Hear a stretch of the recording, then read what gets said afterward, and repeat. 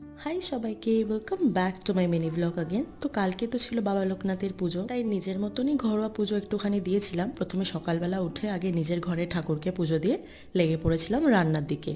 এবার আমার একার পক্ষে তো সব রান্না করা সম্ভব নয়, তাই আমি সবজিগুলো কেটে সব ভাজাগুলো রেডি করে নিচ্ছিলাম। তার আগে দিদি করেছিল পোলাও আর ওই সেদ্ধ ভাত যেটা করে সেইটা, আর আমি বসিয়ে দিয়েছিলাম এখানে আলুর দম। সত্যি বলতে আমি আগে কিছুই পারতাম না, কিন্তু ওই যে সময়ের সাথে সাথে মানুষ সবই শিখে যায়। আর কিছুটা মা শিখিয়ে দিয়েছে, আর এখন কিছুটা কাকিমার থেকে শিখে নিচ্ছি।